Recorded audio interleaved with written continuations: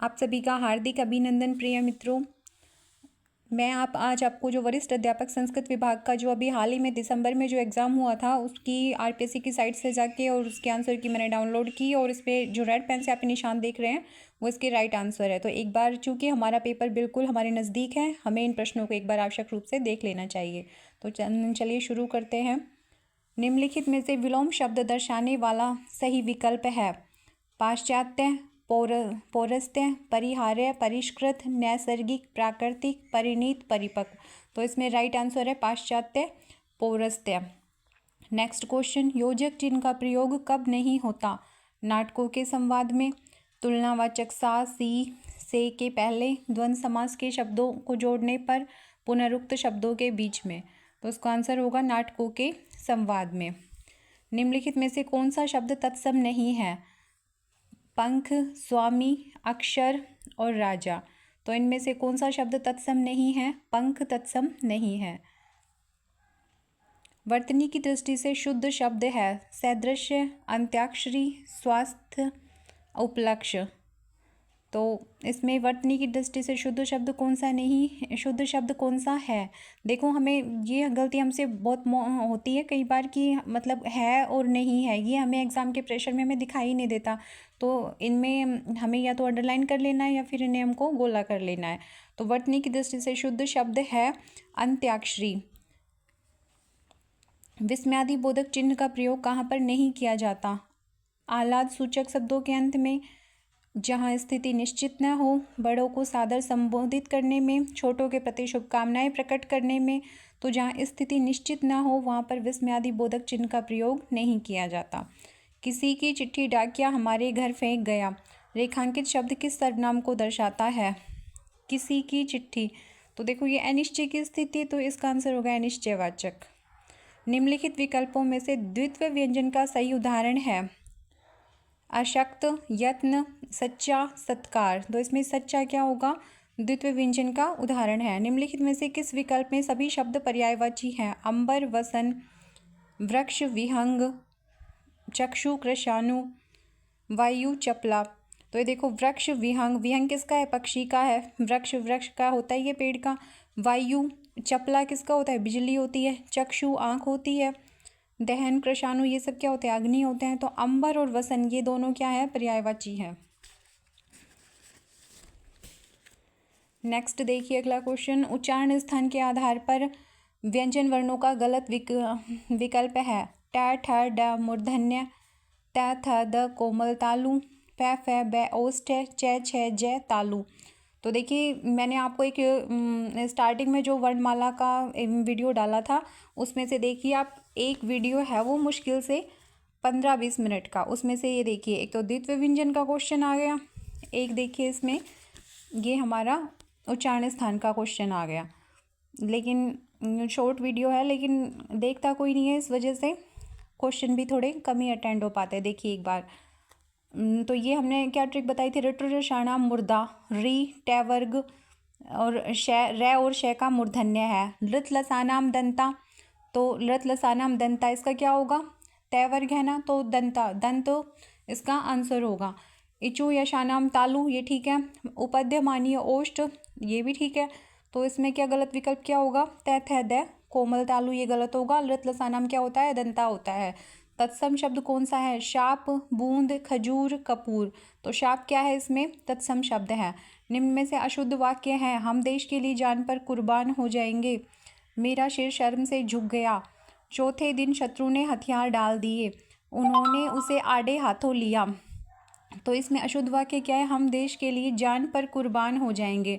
कुर्बान भाई जान पर ही होते हैं। तो इसमें अशुद्ध वाक्य क्या होगा? फर्स्ट आंसर हो जाएगा। अर्थ की दृष्टि से निम्न में से कौन सा विधिवाचक वाक्य है? संकटों ने उसे हर तरफ से घेरा किंतु वह निराश नहीं हुआ। विधि वाक्य नहीं, निराश नहीं हुआ, ये तो निषेध हो गया। अस्वस्थ रहने के कारण वह परीक्षा में सफल न हो सका, ये भी नकारात्मक वाक्य है। जो छात्र परिश्रम करेंगे उसे सफलता अवश्य मिलेगी। मैं खाना खा चुका तब वह आया, तो इसमें इसका राइट आंसर क्या होगा? विधिवाचक वाक्य है मैं खाना खा चुका तब वह आएगा, तब वह आया। ठीक है। इसमें तो नहीं नहीं है, तो ये तो निषेध हो रहा है। और ये संकेत है कि यदि परिश्रम करते तो सफलता अवश्य मिलती, तो ये तो निषेधात्मक वाक्य हो जाएंगे, ये संकेतवाचक हो जाएगा। इसमें विधिवाचक क्या होगा, मैं खाना खा चुका तब वह आया।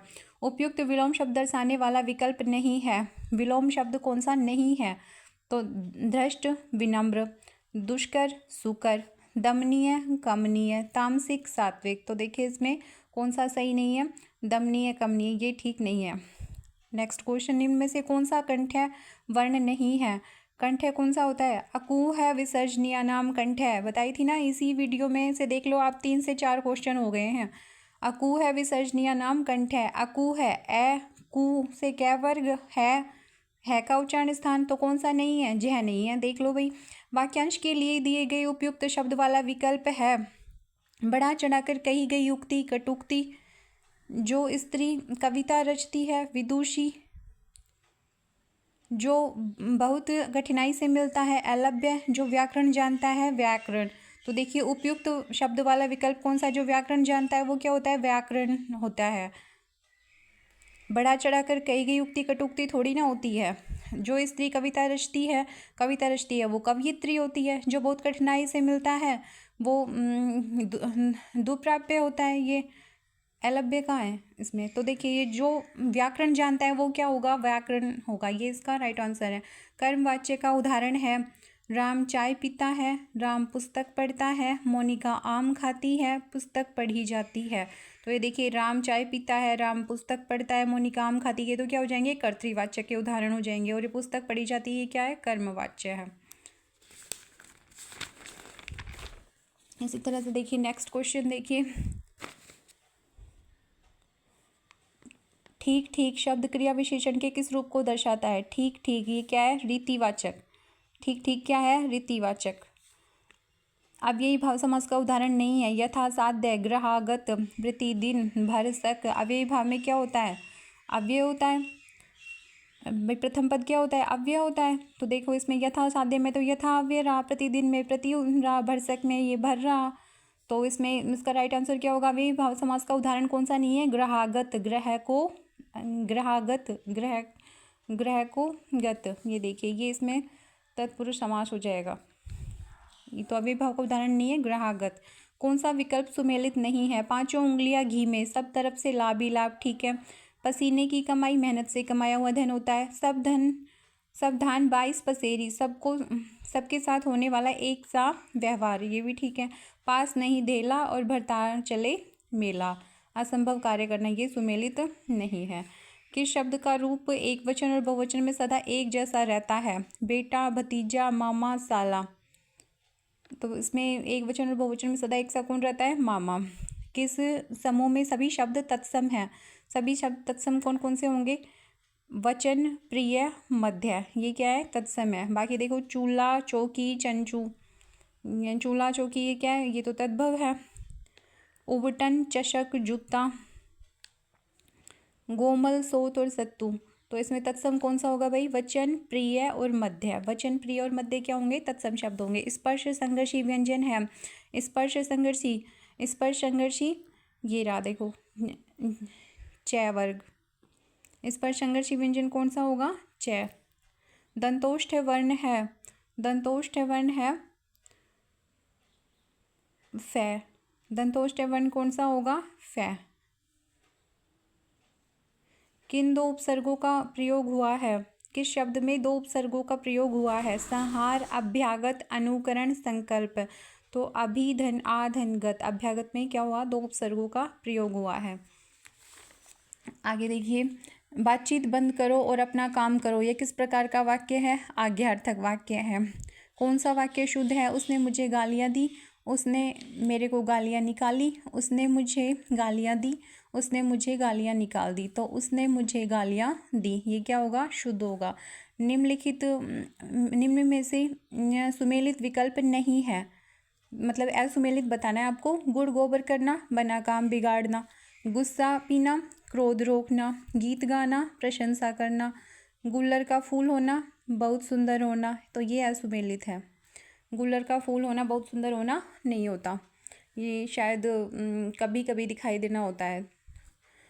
कौन सा वाक्य शुद्ध है? या शत्रुओं से खतरे का डर है, तो खतरा और डर तो एक ही तो चीज़ होती है, ये तो शुद्ध नहीं हो सकता। अश्वमेघ का घोड़ा पकड़ा गया, अश्वमेघ का घोड़ा पकड़ा गया।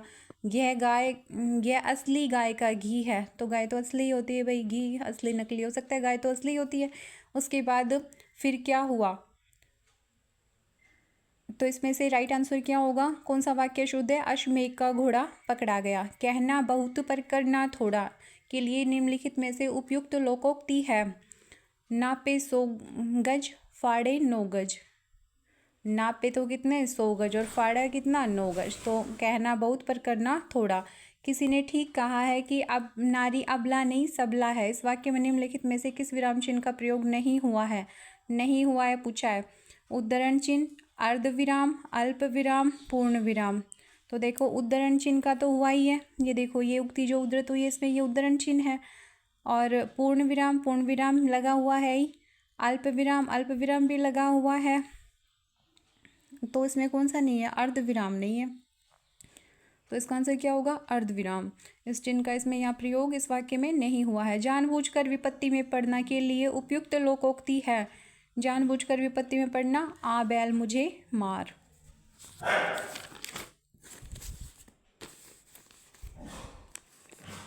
किस विकल्प के सभी शब्द अशुद्ध है? अशुद्ध पूछे हैं। भस्मीभूत, विभीषिका। तो देखो भस्मीभूत ऐसे लिखते हैं, भस्मीभूत में क्या आएगी? बड़ी मी आएगी। भस्मीभूत और विभीषिका में भी क्या आएगी? वी और बड़ी भी और शिका। तो देख लो एक बार इनको आप ध्यान से देख लो, भस्मीभूत, विभीषिका। बाकी ये शुद्ध है। परिणति ऐसे लिखते हैं, भागीरथी ऐसे लिखते हैं। सौहार्द, याज्ञवल्क्य कैसे लिखते हैं? प्रज्वलित, ये गलत है, प्रज्वलित ऐसे होता है। और मैथिली भी ठीक है। ये प्रज्वलित की जगह तो क्या आएगा? प्रज्वलित आएगा। परिणति नहीं होगा, परिणीति होगा। और ये भगीरथ धन ई, ये क्या होगा? भागीरथी होगा। तो इसमें से अशुद्ध विकल्प कौन सा था? ये भस्मीभूत अशुद्ध था। भस्मीभूत कैसे लिखेंगे? ऐसे लिखेंगे। भस्मीभूत। और विभीषिका कैसे लिखेंगे? ऐसे लिखेंगे। आगे देखो, चांदी का पर्यायवाची शब्द नहीं है। चांदी के पर्यायवाची शब्द कौन सा नहीं है? रौप्य, चंद्रातप, रूपा, रजत। तो रजत चांदी का पर्याय नहीं है।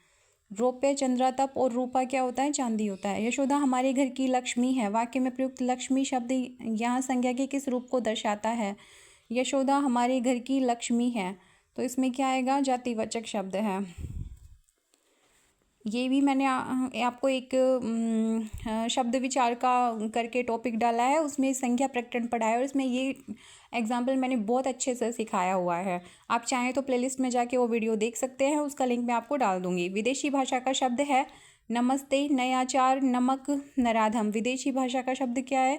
नमक। भाववाच्य का उदाहरण है गणेश खाना नहीं खाएगा, शंकर चल नहीं पाएगा, तुम खाना नहीं खा सकते, सीता से चला भी नहीं जाता। तो देखो इसमें पढ़ने से इसमें भाव आ रहा है ना, सीता से चला भी नहीं जाता, ये क्या होगा? भाववाच्य का उदाहरण होगा। कई आश्रित वाक्यों के बीच में जो एक मुख्य वाक्य पर अवलंबित रहते हैं विराम चिन्ह प्रयुक्त होता है। कई आश्रित वाक्य के बीच में जो एक मुख्य वाक्य पर अवलंबित रहते हैं वह विराम चिन्ह कौन सा प्रयुक्त होता है? वहाँ विराम चिन्ह होगा अर्ध विराम। कौन सा आएगा उसमें? अर्ध विराम आएगा। नौकर जा रहा है था, वाक्य में कौन सा काल है? नौकर जा रहा था, अभी पहुंचा तो नहीं था ना, जा रहा था, तो क्या होगा? अपूर्ण भूतकाल था। समानाधिकरण समुच्चय बोधक के उपभेद और प्रयुक्त होने वाले पदों की दृष्टि व से असंगत विकल्प बताइए। समानाधिकरण समुच्चय बोधक के उपभेद और प्रयुक्त होने वाले पदों की दृष्टि से असंगत विकल्प है।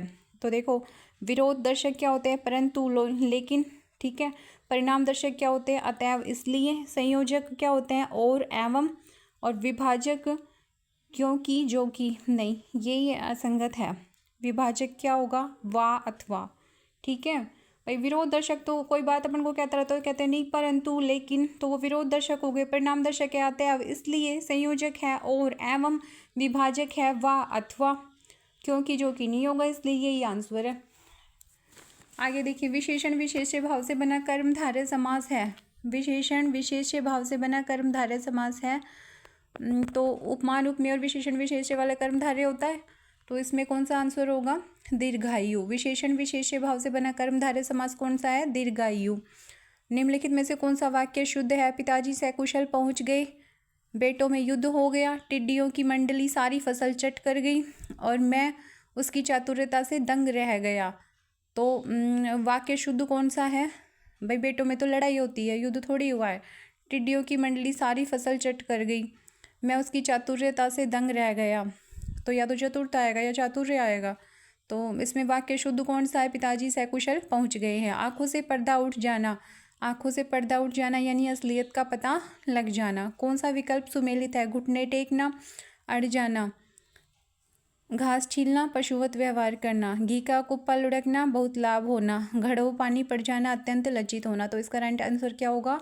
घड़ों पानी पड़ जाना यानी अत्यंत लज्जित होना। कौन सा विकल्प संयुक्त वाक्य का उदाहरण है? वाक्य कितने प्रकार के आपने? 3 प्रकार के, सरल, मिश्र और ये संयुक्त वाक्य। तो देखो संयुक्त वाक्य का कौन सा उदाहरण है? वह पेड़ उगाया जो तुमने लगाया था, वह नहीं समझेगा क्योंकि वह मूर्ख है। दुर्ग से कुछ 20 फीट दूर, दुर्ग से कुछ 20 फुट ऊंचा स्तंभ था, वह आया और उसने देखा कि भीतर कोई नहीं है। देखो ये और से जुड़ा है ना, और एवं इनसे जो जुड़ते हैं वो कौन से वाक्य होते हैं? संयुक्त वाक्य होते हैं। वह आया और उसने देखा कि भीतर कोई नहीं है। निम्न में से अर्थ के आधार पर क्रिया विशेषण का भेद नहीं है। स्थानवाचक, रीतिवाचक, गुणवाचक, कालवाचक। तो अर्थ के आधार पर पूछा है, तो अर्थ के आधार पर गुणवाचक नहीं है।